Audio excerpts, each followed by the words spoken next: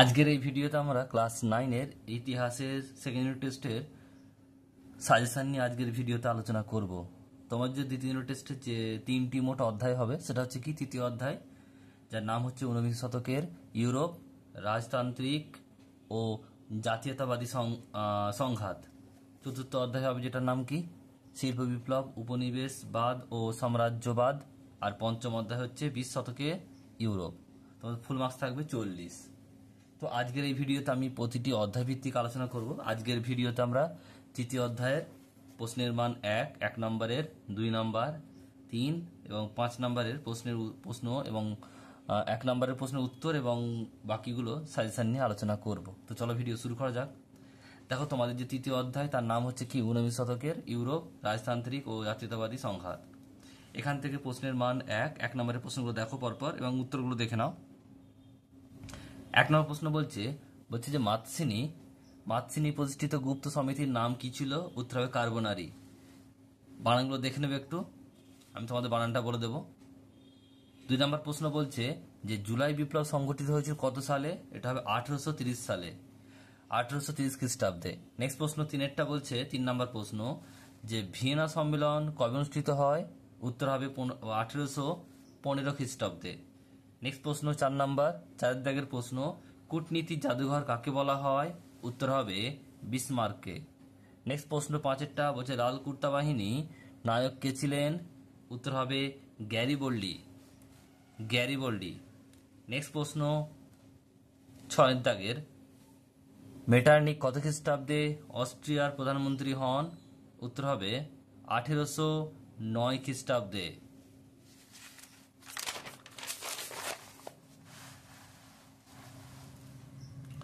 এরপর হচ্ছে 7 দাগের প্রশ্ন 7 নম্বর, বিশ্বের প্রথম আন্তর্জাতিক সম্মেলনটির নাম কি? উত্তর হবে ভিয়েনা সম্মেলন। 8 দাগের প্রশ্ন বলছে রক্তলোহ নীতির প্রবর্তক কে ছিলেন? এটা হবে বিসমার্ক। নেক্সট রয়েছে 9 দাগের প্রশ্ন 9 নম্বর, ক্রিমিয়ার যুদ্ধ কবে সংঘটিত হয়? 1853 খ্রিস্টাব্দে। এরপর হচ্ছে 10 দাগের প্রশ্ন ইয়াং ইতালি দলের প্রতিষ্ঠাতা কে ছিলেন? উত্তর জোসেফ মাতসিনি। নেক্সট রয়েছে পরের দাগের প্রশ্ন, এটা হচ্ছে 11 নম্বর প্রশ্ন বলছে ফেব্রুয়ারি বিপ্লব কত সালে সংঘটিত হয়েছিল? 1848 খ্রিস্টাব্দে। নেক্সট প্রশ্ন পরেরটা রয়েছে 12 নম্বর প্রশ্ন কত সাল পর্যন্ত ইউরোপে মেটার্নিক যুগ নামে পরিচিত ছিল? এটা হবে 1815 থেকে 1848 খ্রিস্টাব্দ পর্যন্ত। নেক্সট প্রশ্ন 13 দাগের প্রশ্ন কত সালে রাশিয়ার ভূমিদাস মুক্তির ঘোষণা জারি হয়েছিল? এটা হবে 1861 খ্রিস্টাব্দে, বলছে 19 ফেব্রুয়ারি। নেক্সট প্রশ্ন 14 নম্বর যে ভিয়েনা সম্মেলনের মূল উদ্দেশ্য কি ছিল? উত্তর হবে ইউরোপের পুনর্গঠন। নেক্সট প্রশ্ন 15 দাগে প্রশ্ন 15 নম্বর বলছে ইতালির ঐক্য আন্দোলনের জনক কে ছিলেন? উত্তর হবে মাতসিনি।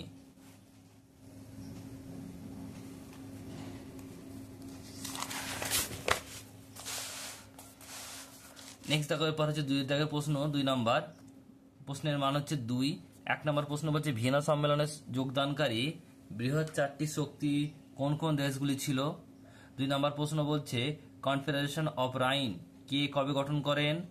নেক্সট প্রশ্ন 3 বলছে 3 দাগে বলছে শ্যাডোয়ার যুদ্ধ কবে কাদের মধ্যে স্বাক্ষরিত হয়েছিল?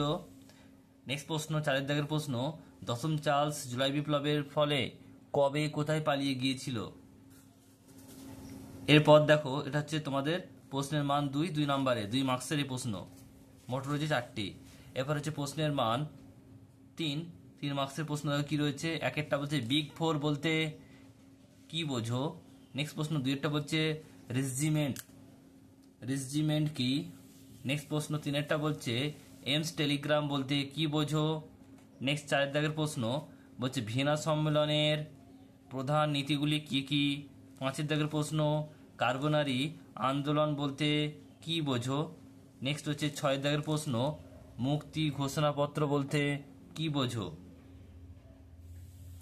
এরপর রয়েছে প্রশ্নের মান 5। 1 দাগের প্রশ্ন বলছে ফেব্রুয়ারি বিপ্লবের কারণ ও ফলাফল আলোচনা করো। নেক্সট রয়েছে 2 নম্বর প্রশ্ন জার্মানির ঐক্য প্রতিষ্ঠায় বিসমার্কের রক্ত ও লৌহ নীতি সম্পর্কে আলোচনা করো। তো এই ছিল তোমাদের সম্পূর্ণ যে তৃতীয় অধ্যায় রয়েছে, তোমাদের তৃতীয় অধ্যায়ের সম্পূর্ণ সাজেশন